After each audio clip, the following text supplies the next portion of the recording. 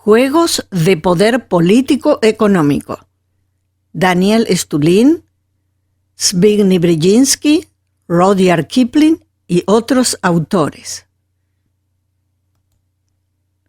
Esta presentación está basada en los siguientes webinars de Daniel Stulin: Proyectos globales del 19 de noviembre del 2020 y Transhumanismo, el reseteo del 4 de febrero del 2021. En ellos, Stulin enfatiza el gran juego político de la élite. Se proporciona información complementaria de autores mencionados en dichos talleres y afines. El gran juego. La expresión «el gran juego» se ha utilizado en un contexto de entretenimiento desde el siglo XVI, asociado a juegos de riesgo como cartas y dados, con un significado de riesgo, chance y engaño. En un contexto histórico-político, la expresión «el gran juego» se atribuye al capitán británico Arthur Connolly. Connolly, en su carta de 1840 a Henry Rawlinson, político designado a Kandahar, Afganistán, le dijo, cito: «Tiene un gran juego, un juego noble, delante de usted. Si el gobierno británico solo jugara el gran juego, ayudar a Rusia, Persia, uzbecos, ser justos con los afganos y su propio reino, se verá la conveniencia, no la necesidad de ellos, y jugaremos el noble papel que la primera nación cristiana del mundo debería desempeñar». Termina cita. La expresión «el gran juego» se utilizaba para referirse a la rivalidad entre el Imperio ruso y el Imperio británico por el control de Asia Central y el Cáucaso en el siglo XIX. Los rusos llamaban a esta rivalidad el Torneo de las Sombras. Esta expresión la hizo popular Rudyard Kipling en su novela Kim en 1901.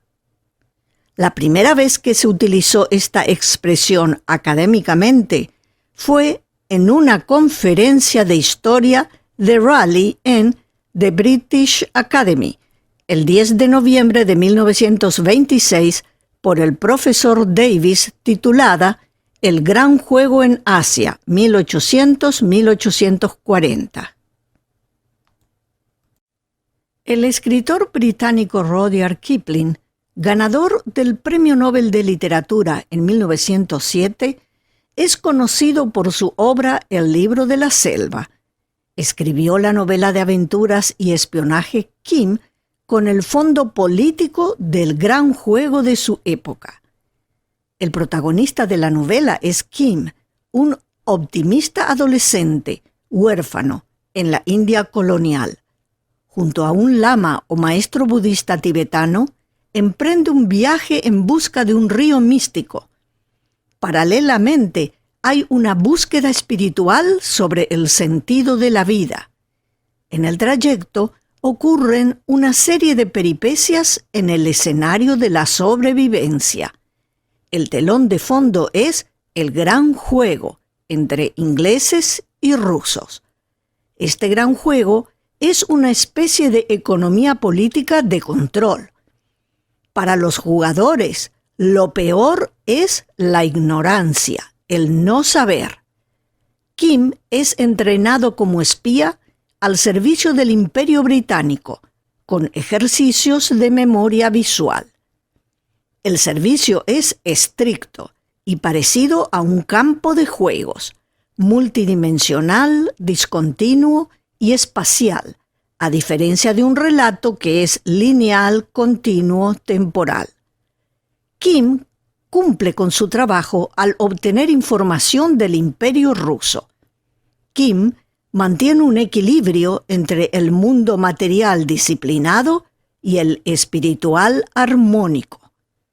Hay una tensión entre la rueda de la vida o samsara, ciclo de nacimiento, vida, muerte y renacimiento, y el camino del medio, de no ir a los extremos, que se contraponen al mundo británico de la eficacia y la supervivencia. Es un contraste Oriente-Occidente. Kim, al ser hijo de un inglés y de una india, transita entre culturas y en caminos del gran juego. A diferencia de otras novelas de su época que son de desencanto, Kim es una novela de triunfo. El estadounidense de origen polaco Zbigniew Brzezinski, doctor en ciencias políticas, fue consejero de Seguridad Nacional del gobierno del presidente de Estados Unidos Jimmy Carter de 1977 a 1981. En 1986, Brzezinski escribió el libro Plan de Juego, un marco geoestratégico para la conducción de la competencia entre Estados Unidos y la Unión Soviética. Ahí planteaba que el conflicto entre ambas potencias era un juego sin fin, examinando la lucha geopolítica por la dominación de Eurasia. En 1998, Brzezinski escribió el libro El Gran Tablero Mundial, la supremacía estadounidense y sus imperativos geoestratégicos, ya en la era post-soviética. En esta obra, el autor analiza el ejercicio del poder al finalizar el siglo XX en el continente euroasiático, en donde se concentra la mayor parte de la población, de los recursos naturales y de la actividad económica del planeta. Por lo tanto, parece desafiar la preeminencia global de Estados Unidos. Eurasia es el gran tablero en el que Estados Unidos deberá defender su hegemonía para evitar que surja una superpotencia rival que amenace sus intereses económicos. El autor menciona el poder económico y no el poder militar. Brzezinski escribió, cito, «Un mundo sin la primacía de Estados Unidos será un mundo con más violencia y desorden y menos democracia y crecimiento económico que un mundo donde Estados Unidos continúa teniendo más influencia que cualquier otro país en la configuración de los asuntos globales». Termina cita. Para ponerlo en una terminología que se remonta a la era más brutal de los imperios antiguos, los tres grandes imperativos de la geoestrategia imperial son prevenir la colusión y mantener la dependencia de seguridad entre los vasallos, mantener a los tributarios manejables y protegidos, evitar que los bárbaros se unan. Brzezinski coloca Eurasia con Estados Unidos de un lado y China en el otro. Identifica 5 países como principales y activos jugadores: Francia, Alemania, Rusia, China e India, y otros países, Gran Bretaña, Japón e Indonesia, como de menor importancia, que no califican como jugadores principales. 5 países adicionales son pivotes cuya importancia se debe a la proximidad geográfica y no por el poder que tienen: Turquía, Irán, Azerbaiyán, Ucrania y Corea del Sur. Brzezinski afirma que la demarcación entre la parte europea de Eurasia y la parte asiática está relacionada con un sistema de cuestiones de derechos humanos y beneficios sociales y económicos nacionales que lo abarcan todo. En el capítulo Balcanes euroasiáticos, Brzezinski utiliza la teoría Heartland del geopolítico inglés Halford Mackinder, para definir esa zona como el eje central de dominación política mundial. Teoría del Heartland, corazón continental, región cardial, área pivote o isla mundial. En 1904, Mackinder envió a la Royal Geographical Society del Reino Unido un artículo titulado The Geographical Pivot of History. En ese artículo, Mackinder expuso el alcance del análisis geopolítico que abarca todo el planeta. Sugiere que la Tierra se puede dividir en la isla mundial, que incluye los continentes de Europa, Asia y África. Esta zona es la más rica en recursos naturales. Creciente interior o marginal, incluyen las islas británicas y la de Japón. Y creciente exterior, con los continentes de América y Oceanía. El eje central de la isla mundial se extendería desde el río Volga hasta el río Yangtze y desde los Himalayas hasta el Ártico. Esa era el área gobernada por el Imperio Ruso y luego por la Unión Soviética, menos la península de Kamchatka, al este de Rusia. En 1919, Mackinder resumió su teoría con la frase, cito, «Quien gobierne en Europa del Este dominará el Heartland. Quien gobierne el Heartland dominará la isla mundial.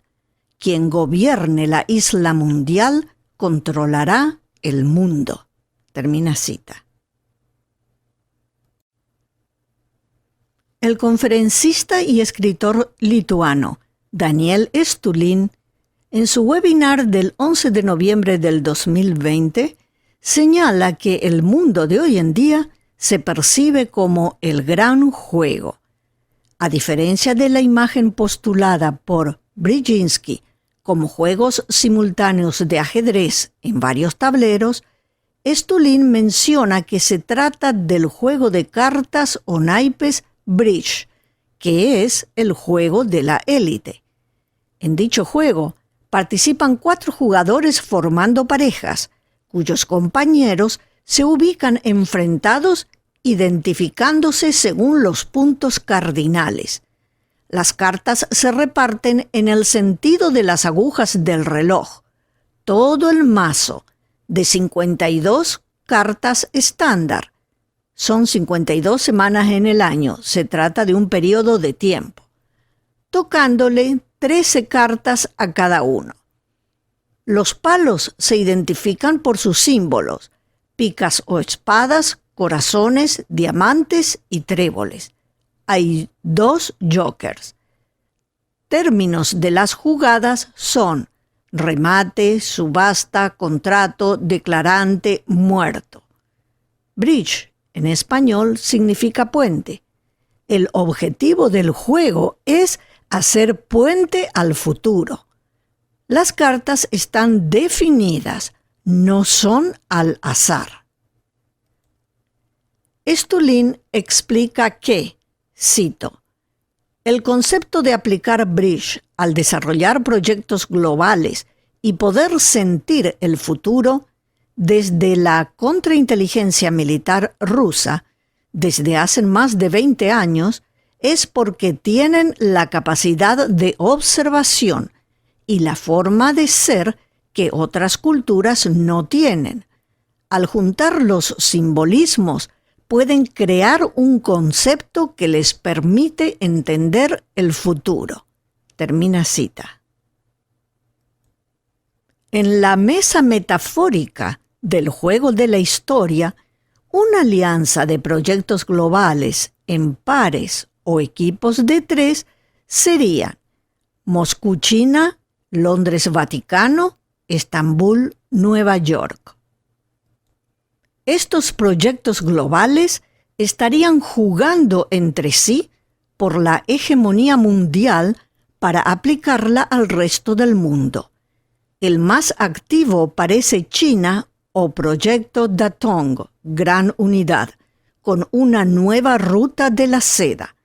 Dice Stulin, cito, «Todos corremos la misma suerte del cambio, o nos sumamos o nos arrastran. Es preferible subirse al carro del cambio pacífico». Termina cita.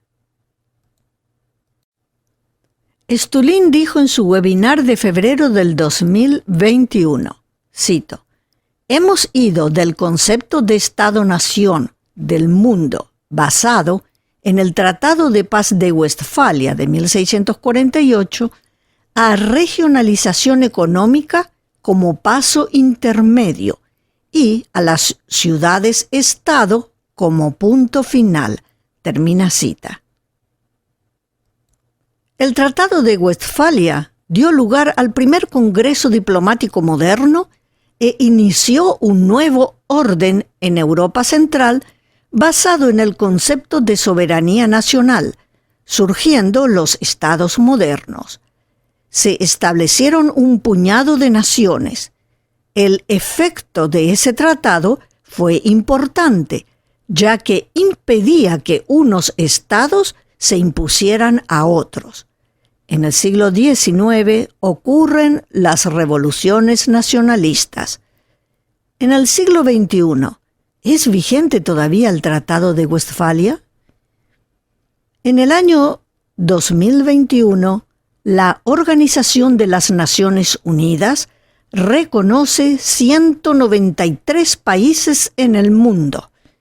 Algunos actores, como el doctor en Ciencia Política y Relaciones Internacionales, Luis Dallanegra Pedraza, menciona que el informe de la ONU de 1994 estimaba que si se sigue con este nivel de fragmentación, para el siglo XXI habrán más de 400 estados.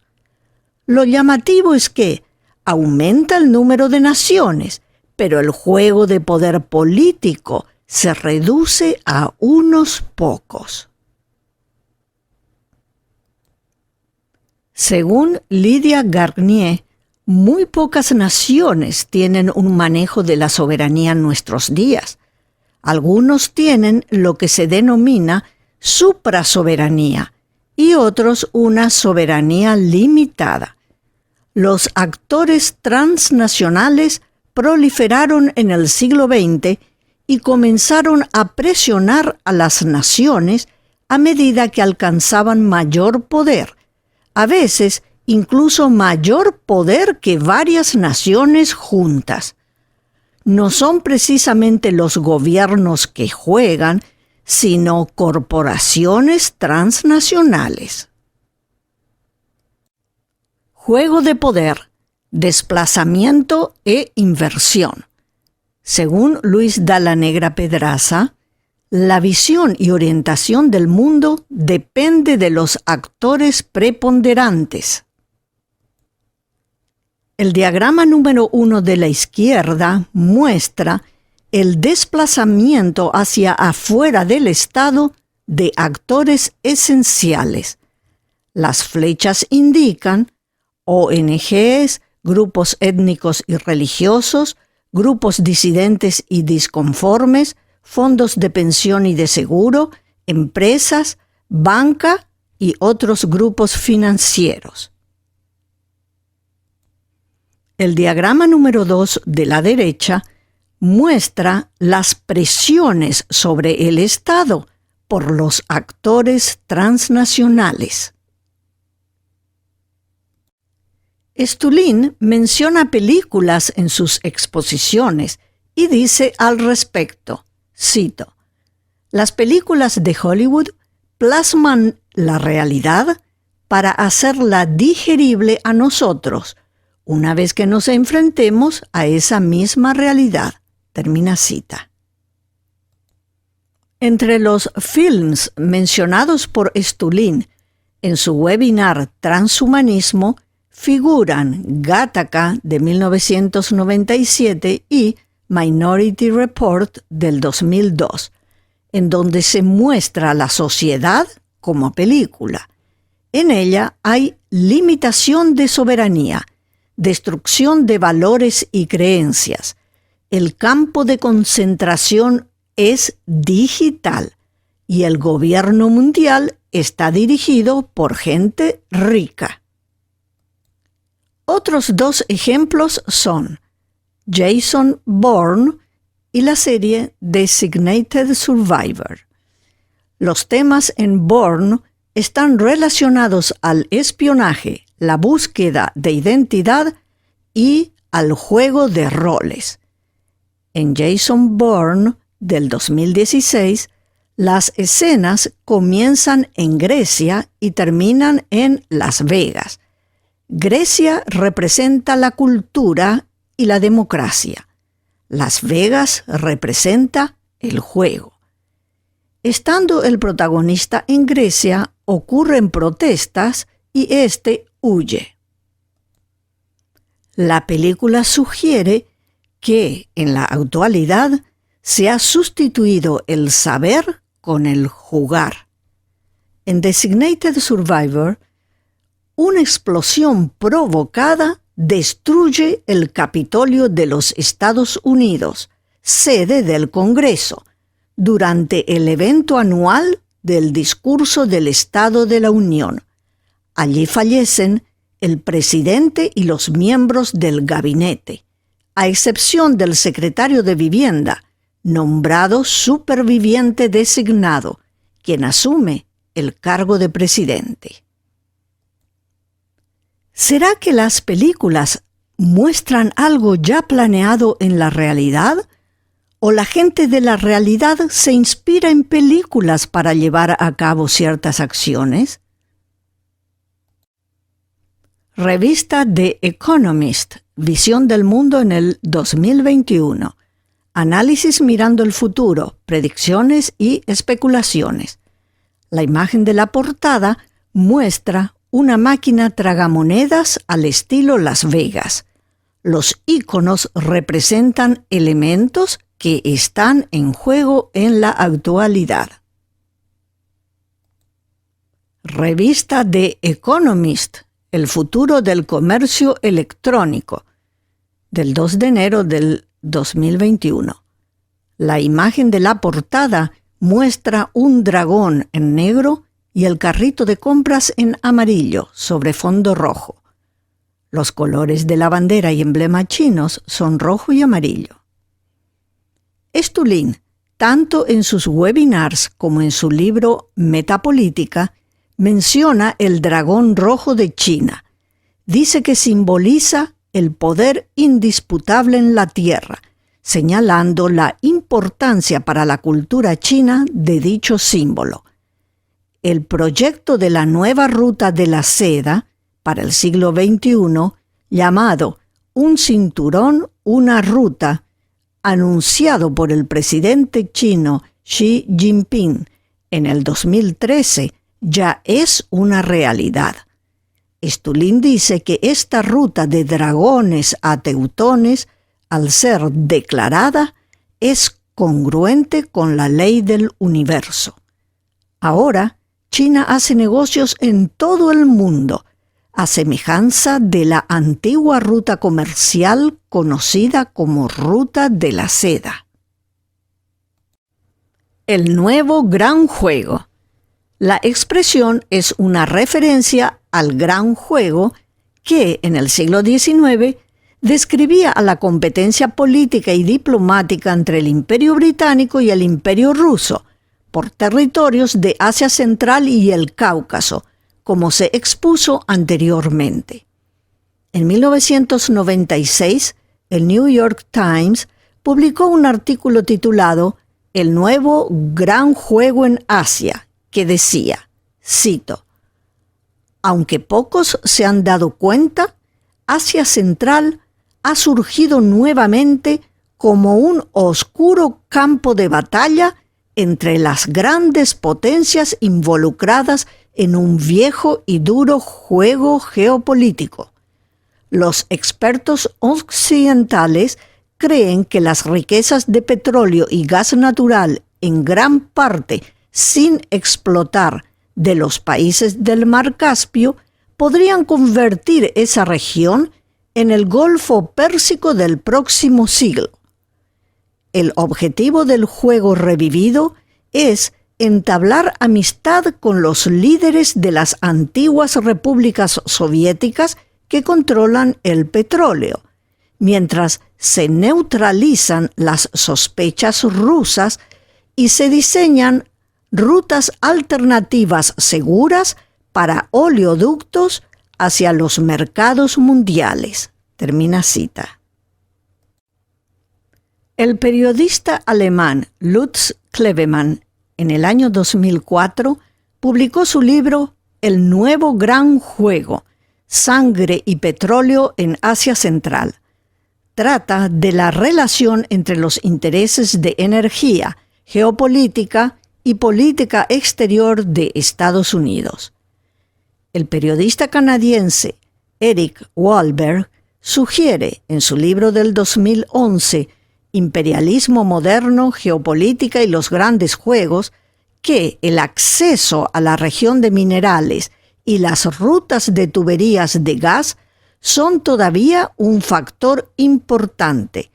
Eurasia continúa siendo el campo de juego. El analista de negocios globales David Gossett, experto en relaciones internacionales y en sinología, implica que, cito, los estados de Asia Central son peones pasivos en manos de estados más poderosos. Sin embargo, su pertenencia a la Organización de Cooperación de Shanghái, establecida en 2001, muestra que han ganado un grado de independencia real, con China ofreciendo un grado de previsibilidad desconocido en el gran juego. Termina cita.